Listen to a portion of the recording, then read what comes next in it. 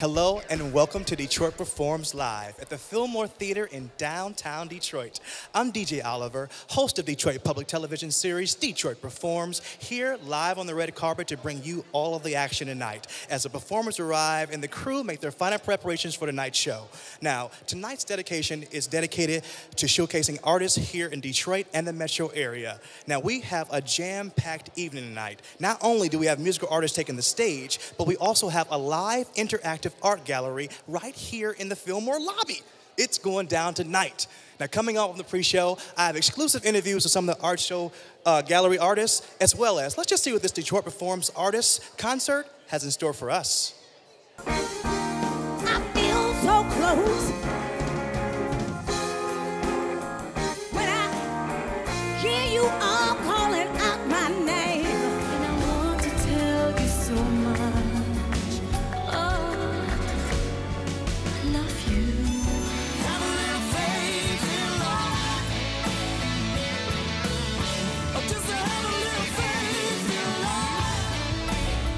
I am your love-drunk slave, and I'm gonna save every little drop that you gave. And what you've given me is a taste of transcendency, and it makes it hard for my hands and me to give you up, up, out of the pop, out.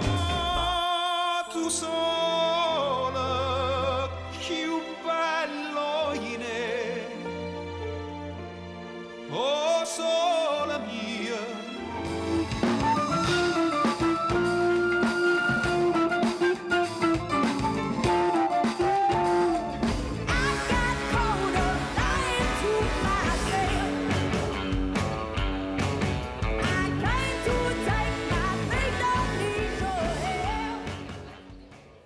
And welcome back to Detroit Performs Live. DJ Oliver here on the red carpet, where I have the pleasure of being joined by interactive muralist Daniel Cascardo. How you doing, Daniel? All right, how are you? All right. So how has tonight been for you tonight? It's been great. I've already got my mark over here that behind us is a black and white drawing that I did live, and now we're having people add color to it. And I would like you to do it. All right, I will do that. So tell our viewers at home, what is interactive muralist? What is that? Well, the whole idea is to engage the people in the process of making the mural. So they're not just looking at me doing it, they're actually participating in it. And then when it's done, I'll take it back to my studio and clean it up and, you know, tighten it up. And it becomes a snapshot of the moment. So tell us what you're working on tonight. Well, this piece here, it says art, music, dance in the D. And there are, you know, abstract images and some dance and different subliminal images in there, but you're doing the right thing. You're good. We're just getting rid of all the white. So by the end of the night, hopefully we won't have any white left. And then we could do patterns and shapes later on. I'll give that back to you. I have a hard time coloring in between lines sometimes, man. All right, so tell our viewers at home, how excited are you to be downtown in the Fillmore Theater showcasing your art? I am very excited to be here. Detroit is really happening. It's live. I mean, there's so much energy and excitement, and to be a part of it is awesome. And so what does art mean to you? Art meets me, life is art. You know, creativity is all around us. You don't have to be a painter, a sculptor. Just by being human, you're, you know, a creator. You're creating things, and that's art. You know, and the city is just filled with people that have the energy, enthusiasm to create. And so what's been the response of most people when they see your art and they participate? They love it. It makes them smile, which makes me smile. You know, it's not dark. And the fact that they're able to add on to it really gets them excited about being a part of the process. Absolutely. So what do you want to leave? What's your message you want to leave people with when they see your art? Just have joy. You know, be positive and think positively. And with creativity, you're able to do anything. Absolutely. Well, thank you for taking the time to talk to us, Dominic. All right. Daniel. I'm sorry, Daniel. Excuse me. All right. All right. All right. Jessica Hernandez is an amazing vocalist from right here in Southwest Detroit. Now, she'll be taking the stage a little bit later, and I, for one, cannot wait to see her. But let's take a sneak peek into how this amazing woman's music and songwriting flourished by returning to her Detroit roots. Hi, my name is Jessica Hernandez, and the first time I sang was when I was 3, and that's pretty much when I figured out I wanted to sing for a living. World's come down, ain't up, drop down, know just what I'd found. World's drop down, no place left to hide. So I go around, feeling so brand new. Slip outside, praise, give up on you.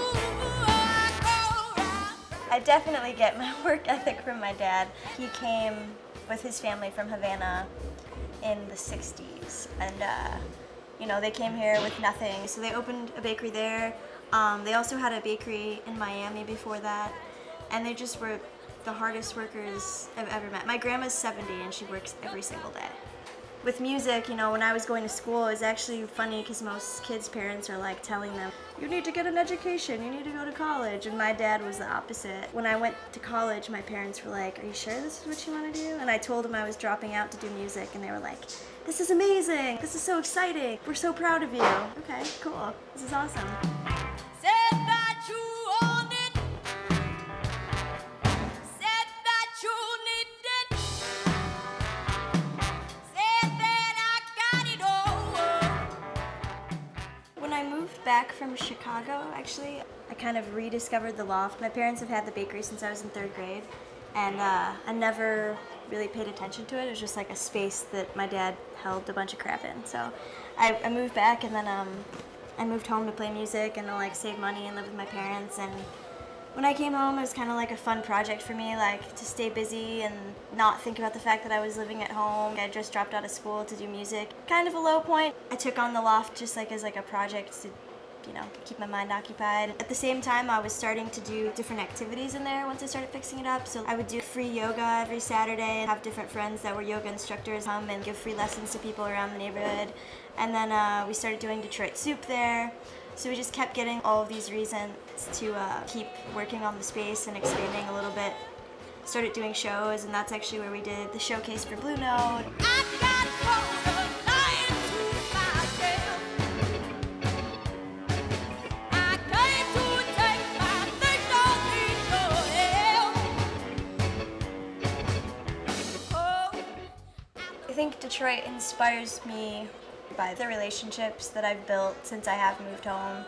Everyone in the city's doing really awesome things. When I was living in other cities before, it was more of like a toxic lifestyle. You're encouraging each other's vices, make bad decisions, and you're just like, surrounded by it, so you're like, oh my god, you did that awful thing last night? Me too, that's so funny. I moved home and it was just complete 180 where like I went from that to everyone was just so involved with their community and so involved with like trying to make Detroit a better place. And everyone actually had this perspective where they were like, no, I am making a difference, I am awesome, and there was just this positive attitude I'd never experienced, and it was cool to come home to that because I wasn't expecting to stay in Detroit. Oh, I don't want to be back home, and then I, you know, rediscovered the city, I guess.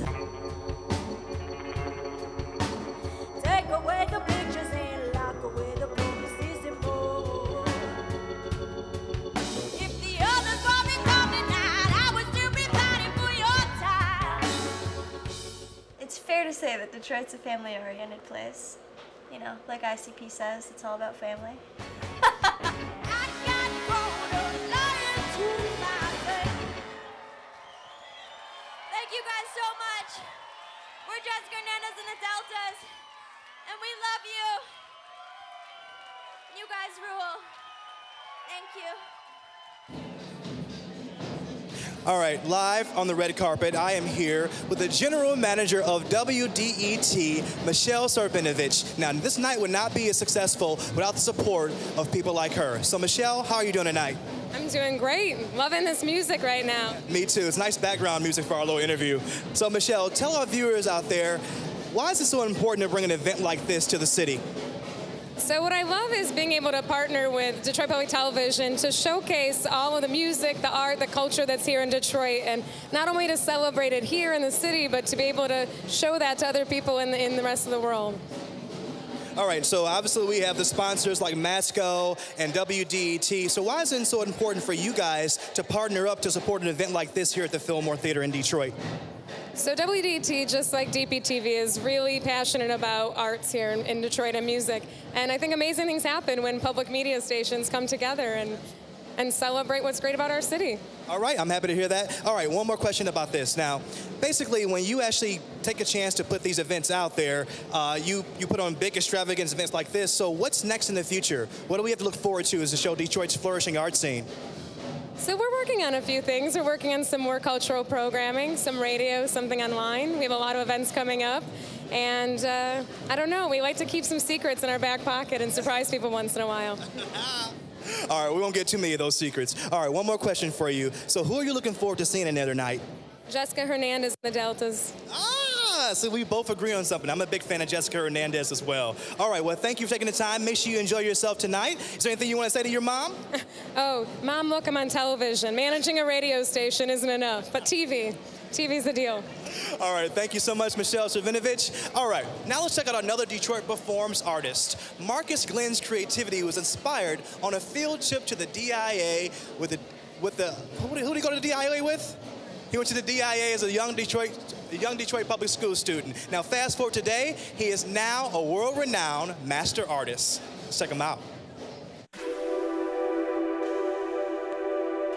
I think being able to contribute to the world in a positive fashion is the most important thing. I mean, here in the downtown Detroit area, making positive things happen visually.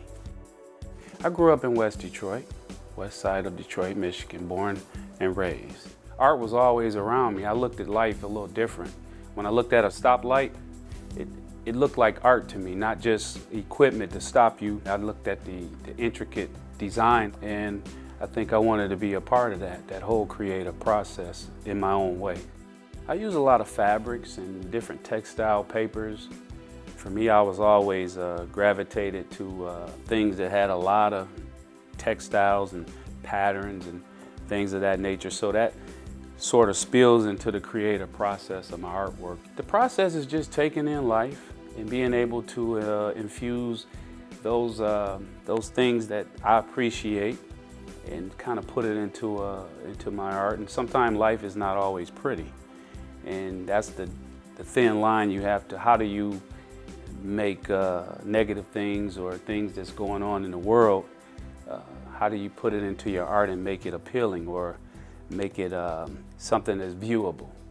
And so a lot of artists, they take it in its raw form, but me, I'm not necessarily that raw in my approach creatively. So sometimes I'll subtly put things in that maybe through a collage imagery that I'll use, but being able to balance that whole creative process, life, and just being creative, it's a thin line. It's a thin line between like love and hate. Being a humble individual in life is not a sign of weakness, but it helps you stay balanced in everything that's going on in the world today. And even in Detroit, you know, I'm a product of Detroit, born and raised here, and now, you know, we have some positive things going on. And I had the opportunity to move and leave our great city, but I decided to stay here. Moving my studio down here in the downtown Detroit area, Corktown, I thought it would be a positive thing to help revitalize the city and kind of help things take root again. And so it's like you can see the light at the end of the tunnel, and I kind of keep my my creative process focused on that light. I want the viewer to feel the passion, the love that I'm trying to portray in the piece. And that's why being with Park West Gallery, the largest art gallery right now in the world, we're able to showcase our art on a major platform. And through this process, they try to help us to tell stories. One of the intricate symbolisms that I kind of incorporate in my pieces is the floorboards. I make them multicolored, and I always say that symbolizes the palette of God, because when we look at nature or even mankind, God did it in such a variety. We get the different trees, the different flowers, and so I believe once we master the concept of love, truly the world will be a better place. It was an amazing experience to be part of Grammy's Biggest Night. They only choose one visual artist per year to really represent music's biggest night. So to get that honor, I mean, it was something. The details was that the gramophone was their iconic imagery. So I just thought I would do a piece with the gramophone kind of floating out in space and sort of having my signature keyboards kind of flowing throughout the composition, and then you can kind of feel the music spilling out of the gramophone. Because I always say that music is our universal language. It's been an amazing journey, and I think the journey is just beginning. Seeing myself walking into this beautiful studio and being able to create, it keeps me humble, it keeps me balanced, and it keeps me creative. I think I'm showing Detroit that there are a lot of positive things here in the city. There are creative people here in this city, and we're making an impact on life. I mean, the Grammys are in California, and they found me, and I'm here in Detroit, and I think that was special. So I'm here in the D, and I think I'm gonna stay in the D. All right, guys, welcome back. Austin Brantley has been blowing up all over the news and social media lately. I've seen this guy on TV and social media, and we, for one, are very thankful to have him here live in our art gallery sculpting for us. How you doing tonight, Austin? Doing pretty well. How are you? I am doing great, man. So tell our viewers at home, what does it feel like to be in downtown Detroit at the Fillmore showcasing your art? It's a great feeling. I'm a Detroit artist, and I take a lot of pride in being a Detroit artist. To be a Detroit artist, you have an audacity, and you walk with a pride that no one else does. So wherever you go, that you take that with you. So how does Detroit play into your sculpting? A lot. I think Detroit is a very emotional place, and a lot of things happen here. So emotion is one of the most biggest things of my artwork. So when I'm working, I'm always trying to evoke an emotion, and that's really important to me. All right, so obviously I talked about you blowing up all over social media and the news. So what's the past couple of months been like for you, man? All this attention and all this response from people just actually celebrating your art and your work, man. It means a lot. All the support really helps me build and create more. Every day I'm always trying to get better and perfect myself and refine myself as an artist. All right, so let's talk about some of the pieces you're working on here tonight. This one is actually called To Overcome. It represents a tribal leader bringing fragility to his tribe. And through all the chaos or any bad things that happen, he always is a positive figure. All my artwork is about empowerment. So everything's about coming out of something or elongating out of whatever you are from. All right, let's go over the next piece right here behind it. It's actually a personal favorite of mine. I love this one, by the way. It's actually brand new. It's called Prominence. And it's the pinnacle of coming out of your bondage and manifesting that kind of energy throughout your whole life. All right, and this one here? This one's called Effervescence. It's based on a model that I use, and it's about kind of having a rising out of kind of energy. And through any problems that you have in your life, it's about coming out and rising up and always having a positive attitude. I like that. That represents Detroit very well. All right, let's look at this last one here. It's called Free Spirit. I actually did this. This was a demo at the African World Festival, so it's about gravitating towards the crowd. So everything kind of led me to make this piece there on Sunday. And it took me about 5 hours to actually create it and sculpt it. And I looked at it and I was like, this really feels right. And being a sculptor in Detroit really gives me like courage, you know, to do it. All right, so speaking of that, so when you actually are getting a chance to get your sculpting in, do you actually get in a zone? Do you listen to music? What do you do? Yeah, I'm always having my beats on blast every time, you know. I love listening to music. It really helps me get in my zone and vibe out, you know. All right, and speaking of music, so who are you looking forward to seeing tonight? Ben. Ben is awesome. All right, me too, me too. All right, finally, so what do you think Detroit needs to be left with after they see your art? What message do you want to leave when people come and view your art? I wanted to evoke an emotion. So when people are looking at my artwork, it's like a conversation. So when I see that, it really means a lot to me that people would actually look and just give it a glance. That means a lot. Absolutely. All right, Austin, well, thank you for taking the time to talk to us, man. You make sure you enjoy yourself tonight, have fun, and make sure you turn up. You know I'm 19, right? You can still turn up? All right, guys. Now, Detroit Perform's mission is to highlight incredible artists of this city to the world. Up next, Billy Brandt, whose folk music is actually a unique style that we have here on the show tonight. Let's check him out. I've been playing folk rock music from the get-go. I've been a folk singer, and when you add bass and drums to folk music, it's folk rock. Well, the wind brings the stories, I sing them out to you with this old voice and this old guitar. It's music you can play on a guitar, on an acoustic guitar, you know, anywhere. Pick up a guitar and you got music. Plus music, folk music is folks music. It's really the main music. It's for everybody. It's beautiful, it's got soul, it tells stories. Well, there's rain in the mountains, it's getting harder to stand. Rain in the mountains, getting harder to stand. All my stuff, and this is just how I am. I wish I could write a better story song, and a few come up every now and then. It has to come from my subconscious. I can't sit down with a piece of paper and write a lyric. It happens now and then, but most of the time I'm playing chords, and some words will come, I'm on the way, and just I'll even make sounds, because the words aren't coming out of my subconscious yet. So I'll just make syllabic sounds, like syllables, until a word comes. Maybe a few words come. Maybe it's a sentence. Sentence sounds good in the music that I'm playing. That's the beginning. If I can get one verse out, I'll write it down. Then I got a form. Hopefully a chorus. Then we're really cooking with gas. And usually it's going to be something that's probably happening in my life. Or maybe it's not even as clear as that. It might be more kind of oblique looking. But you'll hear it and go, I know just what he means. And I don't even know what I mean. I might later, maybe next year I might know. It's not, because it's not just about songwriting for me. It's about the musicianship too. Don't let your demons bring you down.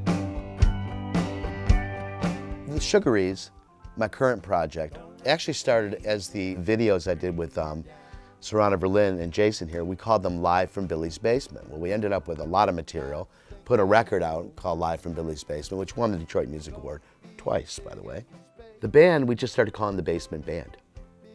And we did some shows. Eventually, Serrana moved to England, and I wanted to keep the music going with that basic lineup.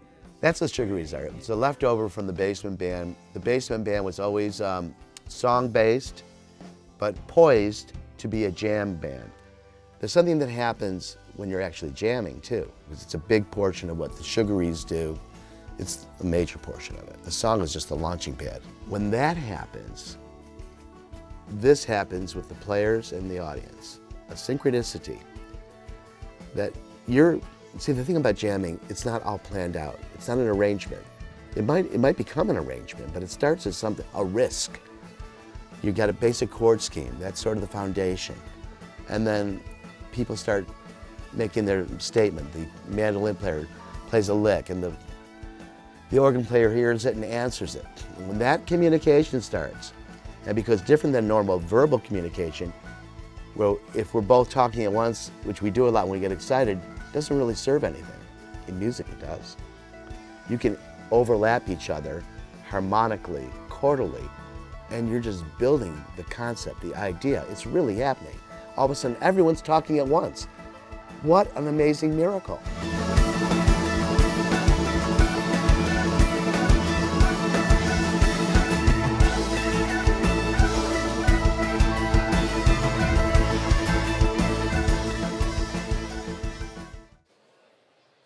And that is it for me in the Detroit Performs Live pre-show. I have truly had a blast. It's my first time hosting live, so I thank you guys for bearing with me. Now tonight, we have a jam-packed evening for you guys. This is how we show the world how Detroit performs, y'all. Up next, Detroit Public TV President and CEO, Rich Homburg, is standing by on the main stage, ready to kick things off. Rich, take it away, man. Please welcome Detroit Public TV's President and CEO, Rich Homburg.